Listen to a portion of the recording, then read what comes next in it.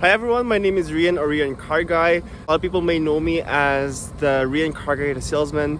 Unfortunately, I have left the industry and pursuing different ventures, but I still love Mazdas, I still love cars, and today what I'll be doing is I will be comparing to you the difference between the 2021 CX-5 GT and the 2017 CX-5 GT. So this video is to share to you the difference so you would know, should I buy a pre-owned CX-5 GT or a brand new one?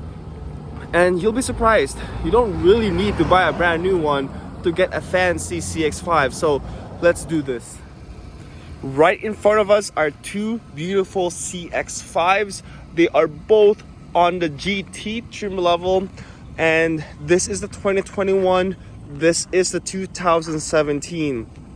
I have the lights of this vehicle on, and this one, it doesn't, because I just want to point out something to you guys. Even though the lights is on or off, you will not see any significant difference between the front part of a 17 and the brand new 2021. They have the same LED framing, they have the same LED light, they have the same LED fog light, they have the same grille, they have their exactly the same thing. But just as typical Mazda fashion, what they tend to do is when they launch a vehicle, they succeedingly improve every single trim model. That this 2021 is the full changes that was done on the CX-5. Let's go on the obvious parts that you'll know if it's a 17 or a brand new model. First thing that you'll notice are the rims. This, as far as I remember, when I worked here at Sundance Mazda, I've heard from clients that this looks like a pizza pie wheel, which it does look like. Honestly, I was not a fan of this when it originally first came out. Like, I love the whole style about the vehicle, but I was like, the wheel is not getting into me for some reason. So what they did is that on 2019, that Mazda heard the clients, and what they did is they pretty much took the same wheel, and they just removed the paint and this lining there and made it a lot nicer. And this is the definition of when you make things simple, it's a lot nicer and better. Now in terms of the side of the vehicle, they're identical. So if you're looking at the side view, nothing different at all. Now let's go in the rear. What can you tell? They are almost similar, but I only said almost because of a very obvious difference between the two, and you really have to squint just to figure out what I'm talking about. Do you give up now? Okay, those are the emblems. Back then with the Mazda has this design where all their logos are slanted, they're like italicized. What they did, I think it was changed on 2020, correct me if I'm wrong, but this is the new one now. It's a lot nicer, looks crisper, it's cohesive with what the brand is trying to go into, which is more premium. Also, the Skyactiv technology badge is now replaced with a Skyactiv G. Now, why did Mazda spend more dollars just to replace the Skyactiv technology over there to Skyactiv G? Mainly in one reason. Mazda over time has improved their engine, and they have launched a diesel engine in North America. On the CX-5 there's a Skyactiv D, and they're also innovating with the MX-30 Mazda with the electric hybrid system. So you will see that this level will change depending on the engine of the vehicle. Okay, see that air? It's cold in here, so why don't we go inside and make ourselves warm, and I'm gonna show you the difference between the 17 CX-5 interior and the 2021, and this is where you'll find the biggest difference. Welcome to the interior of a 2017 CX-5. Let's remove this. So welcome to the interior of the 2017 CX-5 GT. Let's go jump in as it's really, really cold. Whew. So here is the interior of the 17 CX-5. One thing that I'll point out is the major difference that you'll see is the size of the screen. So the standard size on the 17 and 18 are the 7-inch display. On the 2021, it is now an 8-inch display. Going down here, if you look at the overall dash style, you will never, it's so hard to spot the difference between the two. The only difference that you'll find that is obvious is the placement of the climate control system. Because the 2017 does not come optional at all with cooling seats, Mazda was able to use their old system that they had on 2014 Mazda 3. They have their heated seats in here and heated steering wheel.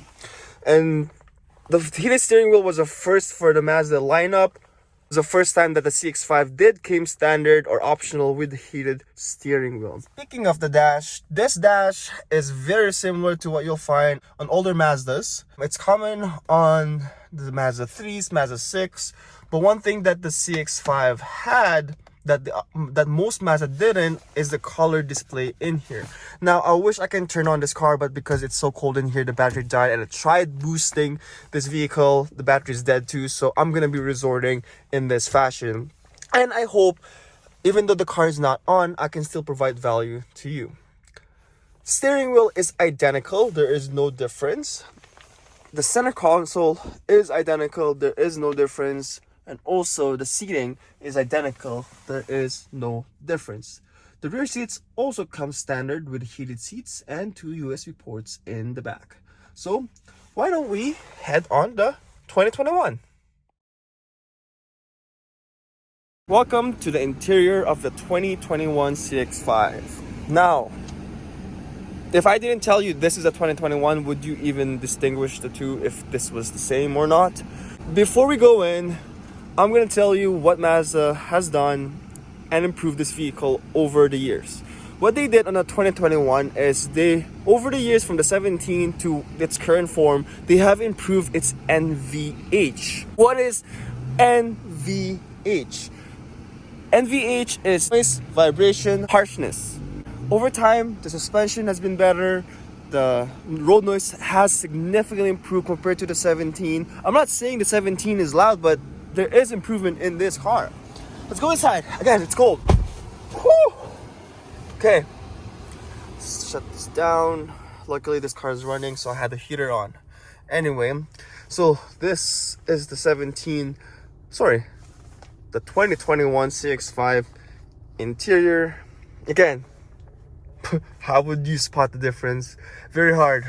It looks exactly the same. This comes with the heated steering wheel, identical. However, this comes with a 7-inch TFT LCD display that you can configure in your preference. The screen has improved from the 7-inch to the 8-inch. I think Mazda should have done this from the first year, but I'm nowhere close to be a Mazda engineer, so that is just my opinion. Going down here, as mentioned, this comes with the cooled seats. Actually, one thing I'll tell you about the cooled seats that I learned when I was working here was the cooling system on the seats of every Mazda is different. Whereas on typical vehicles, the air-conditioned seats, pretty much what it does, it blows air out and go towards your body. And sometimes it's not a good feeling because it seems like you're sitting on water. What Mazda has done, what they did is that they went opposite. Instead of blowing air out, it's actually vacuuming out the heat between the body and the seat. And the result is having a cooler back on hot summer days. That's genius. That's actually genius. I love that. But one thing that I'll point out too before we end this video is that Mazda upgraded the keys. Now, I have a 2016 Mazda 6. And it's similar to the 17 CX-5 keys, and this is how it looks like. It's tiny, it's efficient, and I can put it in my pocket. Mazda's way of improving is having a bigger key fob, and it's actually significantly bigger compared to the previous one. But this is where Mazda's going. I respect their decision, but you know what? I wish that they could have just stayed or improved this smaller version. But it is what it is. But anyway, thank you for watching. I hope this video provided value to you, and also to answer the question whether it's better to go with a brand new one or a pre-owned CX-5. Keep in mind the decision has to come from you.